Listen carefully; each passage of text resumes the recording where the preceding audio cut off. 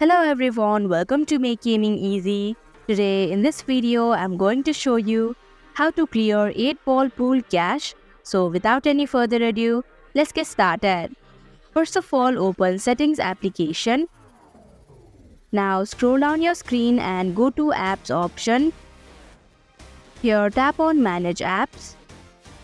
Now in the search bar, type in 8-ball pool. Click on Storage option. And here you can see an eraser icon in the bottom section of your screen. Tap on it. Then click on Clear Cache option. And if you're sure, tap on OK button. So that is how you can clear 8-ball pool cache. Thank you for watching Make Gaming Easy. I hope this video was helpful to you.